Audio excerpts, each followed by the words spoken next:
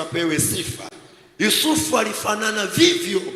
Biblia inasema nyumba ya Potifa, alipoingia Yusufu kwenye ile nyumba, sasa Yusufu ndo ameshaingia, mwenye nyumba akafanya tathmini ya muda mchache, akasema hakika nyumba yangu imebarikiwa. Kwa mikono ya nani? Ya Yusufu. Walienda mbali kiwango ambacho Yusufu ikabidi apelekwe mpaka shambani. Biblia inasema akakabidhiwa na mashamba vivyo vivyo yakachanua, lakini kumbuka Yusufu hana kitu bado. Pamoja na hayo Yusufu bado hana kitu. Kwa hiyo tunapoenda kujifunza somo hili, tunatamani haya yanayotokea kwa wengine kwa mikono yetu yawe mali yetu pamoja na familia zetu katika jina la Yesu. Na ndio maana ukisoma maeneo mengi ambayo Mungu amemkusudia mtu kustawi, amemfananisha na mti. Jina la Bwana libarikiwe. Tusome kile kitabu cha Mwanzo sura ya 1 mstari wa 27 na wa 28. Kitabu cha Mwanzo sura ya 1 mstari wa 27 hadi wa 28.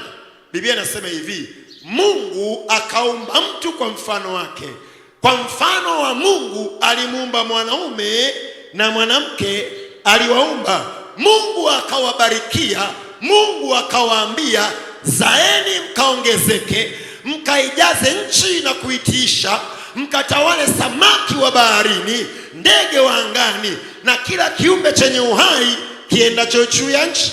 Nikikusomea kwa Kiswahili unaweza usielewe. Tuangalie kwenye lugha ya Kiingereza kwa sehemu kidogo. Kwenye lugha ya Kiingereza nasoma tu mstari wa 28. Anasema hivi: and God blessed them, and God said unto them, be fruitful. Naitaka hiyo neno. Bwana Yesu asifiwe. Nataka hilo neno be fruitful.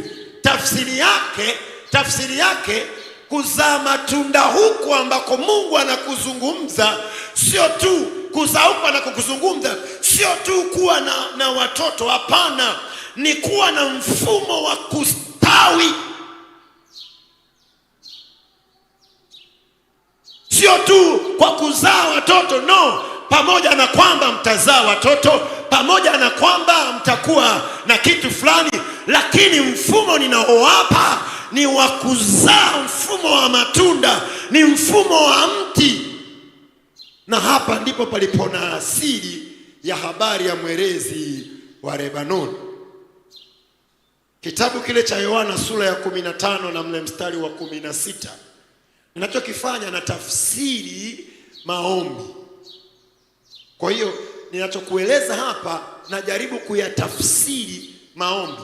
Kitabu cha Yohana sura ya 15:16 nasema hivi: si ninyi mlionichagua mimi, bali ni mimi niliyewachagua ninyi, nami nimewaweka mwende mkazae matunda, na matunda yenu yapate kukaa, ili kwamba lolote muombalo Baba kwa jina langu awapeni. Kwenye Kiingereza anasema anasema ye have not chosen me, but I have chosen you and ordained you. Jana tulikuwa na ordination. Bwana Yesu asifiwe. Tulikuwa na ordination ya watumishi wa Mungu. Walikuwa wanawekwa wakfu kuingia kwenye kazi ya Mungu. Kwa hiyo kufanikiwa ambako Mungu anakuzungumza, ukisoma kwenye hiyo Yohana anasema umekuwa ordained, manake umebarikiwa, umepewa huo mbaraka, umepewa hiyo hali, umepewa huo mfumo. Kwa hiyo chochote kwenye maisha yako kilicho kinyume na kuleta matunda, hicho sio kitu cha kawaida. Manake kawaida ni kuwa na mfumo wa kuleta matunda, kwa sababu Mungu amekuordain. Umekuwa ordained na Mungu. Bwana Yesu asifiwe. Nataka tujaribu kuondoka kwenye mfumo ule wa kuona kawaida. Yaani ni sawa na hali mbaya ya udumavu. kwa sababu kwenye vitu vyote ambavyo mwanadamu amepewa na Mungu huwa vina asili ya kukua na kuongezeka na kuzidishwa. That is our nature. Hiyo ni asili yetu, na ndio tunachojifunza hapa kwamba kila ulichonacho kinakuwa. Ulikuwa na mwili mdogo una mwili mkubwa, ulikuwa na miaka michache una miaka mingi. Bwana Yesu asifiwe. Ulikuwa mfupi unakuwa mrefu. Ulikuwa hata ukiwa na hata kipimo cha chakula ulikuwa unakula kidogo, sasa hivi unakula chakula kingi. Hii ni hali yetu ya kila siku. Kulikuwa kanisa dogo linazidi kuwa kubwa. Bwana Yesu apewe sifa. Kwa hiyo tukipata uwezo mzuri wa kujitazama mbali, maana yake unagundua kwamba hata mali zetu zina asili ya kuongezeka.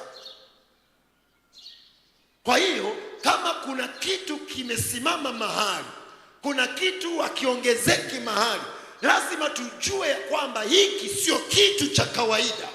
Kwa hiyo kwa kuwa sio kitu cha kawaida, lazima tuachilie jambo ambalo litatuondoa kwenye hicho kitu ambacho sio cha kawaida, kitu kisichoongezeka. Haleluya, haleluya.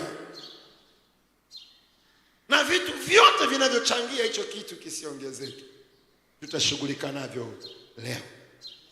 Twende sasa kwenye kile kitabu cha Zaburi. Zaburi sura ya kwanza mstari wa kwanza hadi wa 3.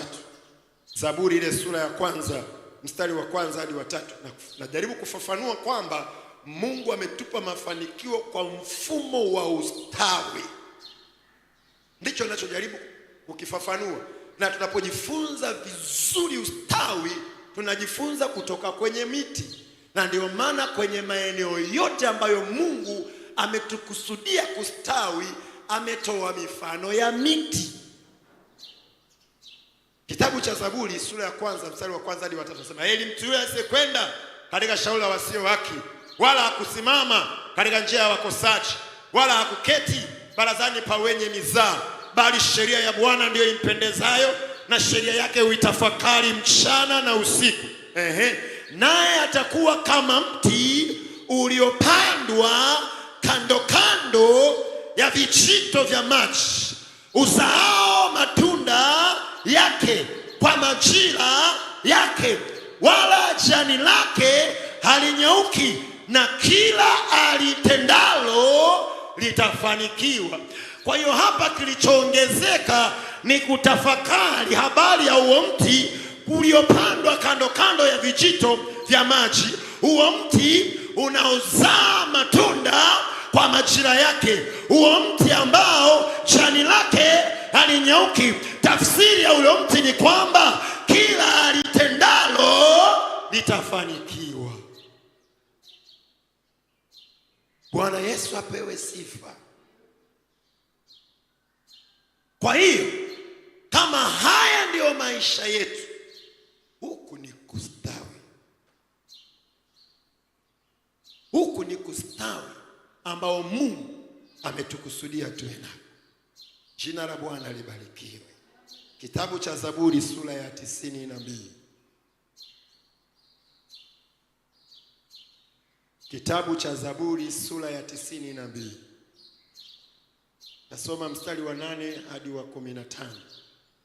Lakini nimeukusudia sana wa 12 hadi wa 15. Kuanzia mstari wa 8 nasema, bali wewe Bwana mtakatifu hata milele. Maana hawa adui zako, Bwana, hawa adui zako watapotea, na watendao maovu watatawanyika wote pia. Bali pembe yangu umeiinua kama pembe ya nyati, nimepakwa mafuta mabichi, na jicho langu limewatazama walioniotea. Sikio langu limesikia habari za waovu walionishambulia.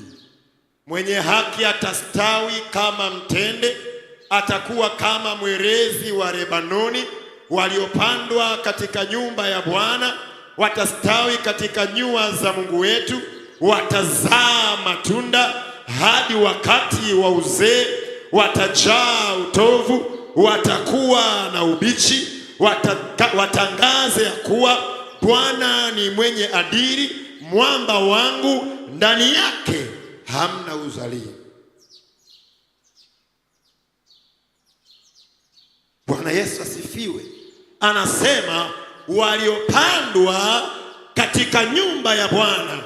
Mwenye haki atastawi kama mtende, atakuwa kama mwerezi wa Lebanoni. Atakuwa kama mwerezi wa Lebanoni, atastawi kama mtende, atakuwa kama mwerezi wa Lebanoni. Waliopandwa katika nyumba ya Bwana watastawi katika nyua za Mungu wetu, watazaa matunda hadi wakati wa uzee, watajaa utomvu, watakuwa na ubichi, watangaze ya kuwa Bwana ni mwenye adili, mwamba wangu ndani yake hamna udhalimu. Kwa hiyo Mungu anayafanya haya akiwa na sababu. Sababu mojawapo, wewe ni tangazo ya kwamba Bwana ni mwenye adili. Wewe ni tangazo ya kwamba Bwana ni mwenye adili. Wewe ni tangazo ya kwamba Bwana ni mwenye adili. Wewe ni tangazo kwamba Bwana ni mwenye adili. Unapotembea watu waseme Bwana ni mwenye adili. Ukikaa kwenye ndoa yako waseme Bwana ni mwenye adili. Ukiwa kazini waseme Bwana ni mwenye adili. Kwa nini? Kwa sababu wewe ni kama mwerezi wa Lebanoni. Haleluya, haleluya. Sasa sikiliza, mwerezi wa Lebanoni ni kitu gani? Jina la Bwana libarikiwe.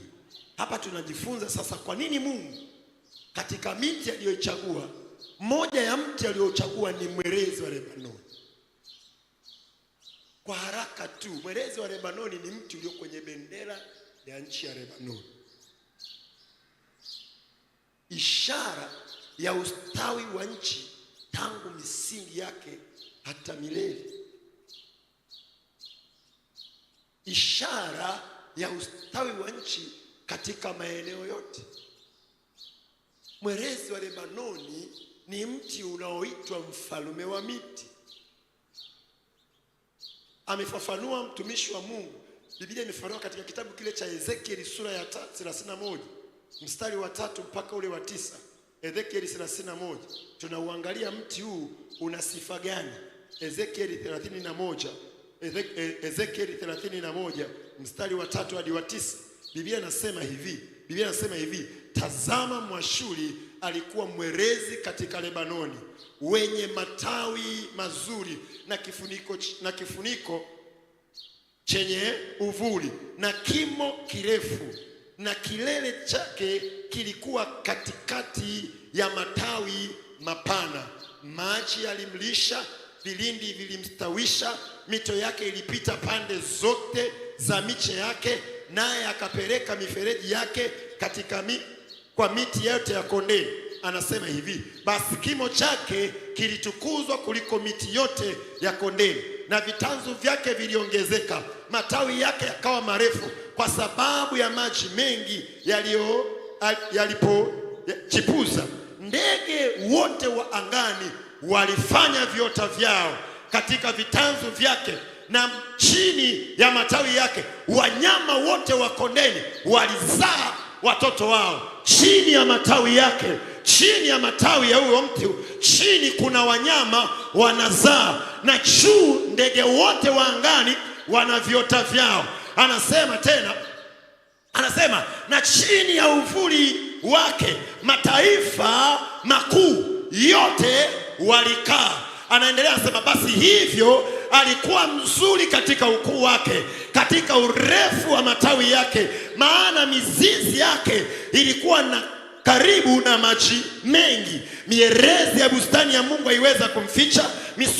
Misunobari haikuwa kama vitanzu vyake, na miamori haikuwa kama matawi yake, wala bustanini mwa Mungu hamkuwa na mti wowote uliofanana naye kwa uzuri, na alimfanya kuwa mzuri kwa wingi wa matawi yake, na hata miti yote ya Edeni iliyokuwa ndani ya bustani ya Mungu ilimwonea wivu. Jina la Bwana libarikiwe. Kwa hiyo iko standard ambayo imewekwa na Mungu ya kutufanya sisi tuwe kama mwerezi wa Lebanoni. Kwanza ni mti mbichi wakati wowote, ni mti mkubwa kuliko miti yoyote, unaitwa mfalme wa miti. Alafu anasema katika huo mti kuna ndege wana viota vyao, alafu kuna wanyama wanazaa chini. Manake mtu aliyetengenezwa na Bwana ni mtu bora sana, ni mtu mzuri ndani yake, ni mtu mzuri nje yake, na kustawi kwake hakutakata wakati wowote. Kwa nini? Kwa sababu amepandwa katika nyua za Bwana. Kwa hiyo tafsiri yake ni kwamba anastawi kiasi kwamba magonjwa hayako ndani yake, kukauka hakuko ndani yake, kuharibika hakuko ndani yake. Wakati wote anajaa utongu. Bwana anafafanua, anasema anaweza kuzaa hata wakati wa uzee. Haleluya, haleluya. Na wachambuzi wa Biblia wanasema ndio mti pekee uliojenga hekalu la Sulemani. Bwana Yesu apewe sifa. Sasa hiyo ndio standard ya wewe mbele za Mungu. Sikiliza, na Mungu anasema wewe mwerezi wa Lebanoni sio kwa sababu anataka tu, ni kwa sababu wewe ni ngao, wewe ni tangazo la kwamba Mungu ametukuka. Wewe ni tangazo la kwamba Mungu anainua watu. Wewe ni tangazo kwamba Mungu ameweka watu bora sana duniani. Wewe ni tangazo kwamba yuko Mungu anafanya kazi na wanadamu.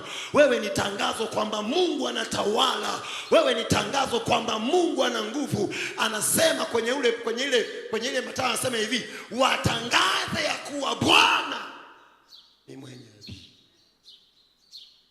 Jina la Bwana libarikiwe. Haleluya, haleluya. Haleluya, haleluya. Kwa hiyo wewe sio mtu wa kawaida. Mungu anakutazama kama mwerezi wa Lebanoni. Wewe sio mtu wa kawaida. Wewe ni mtu ambaye kuna viota vya ndege, kuna watu wanafaidika juu yako. Kuna namna ukitembea watu wanaona fahari. Kuna namna ukiwepo watu wanafunguliwa. Kuna namna ukiwepo watu wanapata matumaini. Kuna namna ukiwepo watu wanasema baba yuko nyumbani. Kuna namna ukiwepo watu wanasema mama yuko nyumbani.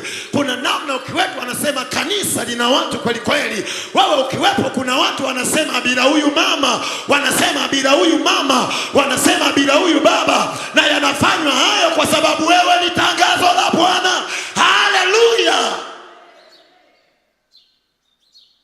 Bwana Yesu asifiwe.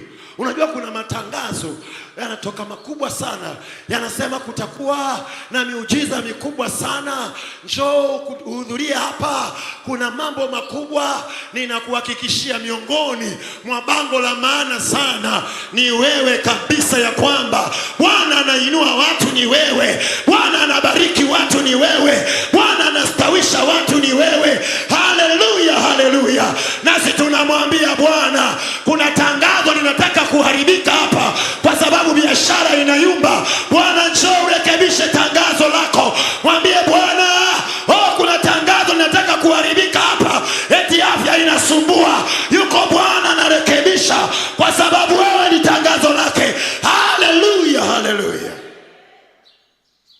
Tusimame.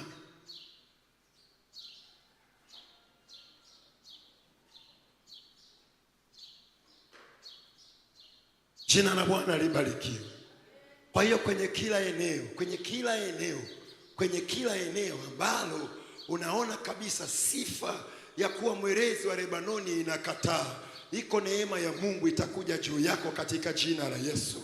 Kwa nini? Kwa sababu aliambiwa Yakobo na baba yake, anasema nitakubariki na Mungu akubariki na kukuongeza na kukuzidisha uwe mkutano wa makabila. Bwana Yesu asifiwe. Kwa hiyo kama kuna namna uko peke yako, kuna namna unaona wewe ni tumaini lako mwenyewe, hivyo viwango vya mwerezi wa Lebanoni bado hujafika, nasi tunamwambia Bwana, Bwana rekebisha hili tangazo, halijakaa sawa sawa. Bwana rekebisha hili tangazo, halijakaa sawa sawa. Kuna heshima pale kazini inapotea. Tunamwambia Bwana rekebisha hili tangazo ili likae sawa sawa. Kuna watu wanakuonea wewe ni mtu bora sana, wanatakiwa wakutegemee. Bwana kutetee katika jina la Yesu. Sema Bwana Yesu. Sema Bwana Yesu. Bwana Yesu, niwe sawa sawa na neno lako kama ulivyosema, kama ulivyosema ya kwamba nimepandwa kando kando ya vijito, nimepandwa kando kando ya vijito, nimepandwa kando kando ya vijito, nimepandwa kando kando ya vijito. Mimi ni mwerezi wa Lebanoni, mwerezi wa Lebanoni, ninayezaa matunda hata wakati wa uzee, hata wakati wa uzee. Mimi mwerezi wa Lebanoni, mimi mwerezi wa Lebanoni, mimi mwerezi wa Lebanoni. Juu yangu kuna viota, chini yangu wanyama wanazaa. Juu yangu kuna viota, chini yangu wanyama wanazaa. Uvuli wangu wanadamu wanaishi. Bwana Yesu, ukanifanye mkutano wa makabila katika jina la Yesu, katika jina la Yesu, katika jina la Yesu. Roho ya unyonge sio sehemu yangu, roho ya unyonge sio maisha yangu. Hili ni tangazo la Bwana, mimi ni tangazo la Bwana. Natangaza fadhili za Bwana, natangaza heshima ya Bwana, natangaza utukufu wa Bwana katika jina la Yesu, katika jina la Yesu, katika jina la Yesu, katika jina la Yesu. Mimi ni tangazo linalotembea, tangazo la Bwana linalotembea, ya kwamba Bwana ni mwenye adili, ya kwamba Bwana ni mwenye adili, ya kwamba Bwana ni mwenye adili, ya kwamba Bwana ni mwenye adili katika jina la Yesu. Nenda mbele za Bwana kwa maneno ya kinywa chako katika jina la Yesu, katika jina la Yesu. Usitamke tu maneno, tamka alichokisema Bwana. Tamka neno la Bwana, tamka neno la Bwana. Utakuwa kama mwerezi, utakuwa kama mwerezi, utakuwa kama mwerezi, utakuwa kama mwerezi, utakuwa kama mwerezi. Wewe sio darasa la umasikini, wewe sio darasa la magonjwa, wewe sio darasa la mateso. Wewe ni darasa ya kwamba Bwana ni mwenye adili, Bwana ni mwenye adili, Bwana ni mwenye adili, Bwana ni mwenye adili, Bwana ni mwenye adili. Kwa damu ya Yesu, kwa damu ya Yesu, kwa damu ya Yesu, kwa damu ya Yesu, kwa damu ya Yesu, kwa damu ya Yesu, kwa damu ya Yesu, kwa damu ya Yesu, kwa damu ya Yesu. Pokea hiyo neema, pokea hiyo neema. Mwerezi wa Lebanoni, mwerezi wa Lebanoni, mwerezi wa Lebanoni, mwerezi wa Lebanoni, mwerezi wa Lebanoni, mwerezi wa Lebanoni. Kwa jina la Yesu, umepandwa, umepandwa, umepandwa, umepandwa kando kando ya vijito. Mifereji inakuja kwako, mifereji ya Bwana, mifereji ya Bwana, mifereji ya Bwana. Bwana anataka uzao, Bwana anataka kuona matunda kwa sifa ya utukufu wake, kwa sifa ya utukufu wake, katika jina la Yesu Kristo. Kanda rababa sekederebusa rikanda rabakoriana rabakasanda rapapakoriana rabakase kanda rabakosekenderebosa katika jina la Yesu. Wewe ni mwerezi wa Lebanoni, wewe ni mwerezi wa Lebanoni, mwerezi wa Lebanoni, mwerezi wa Lebanoni. Mzuri ndani yako, mzuri nje yako, mzuri ndani yako, mzuri nje yako, mzuri ndani yako, mzuri nje yako, mzuri ndani yako. Wewe ni mzuri nje yako, wewe ni mzuri ndani, wewe ni mzuri nje, katika jina la Yesu Kristo mwana wa Mungu aliye hai. Katika jina la Yesu, katika jina la Yesu. Roho Mtakatifu, pokea utukufu, sifa na heshima. Asante kwa kutupa nafasi ya upendeleo namna hii ya kusema mbele za uso wako, ya kuongea na wewe Bwana. Mungu unayesikia maombi yetu, Mungu unayesikia maombi yetu, Mungu unayesikia maombi yetu, Mungu unayesikia maombi yetu. Achilia huo upako kwa jina la Yesu, upako wa mwerezi, upako wa mwerezi, upako wa mwerezi kama Bwana, upako wa mwerezi kama Bwana alivyosema, upako wa mwerezi kama Bwana, upako wa mwerezi kama Bwana. Ukirudi kwenye nyumba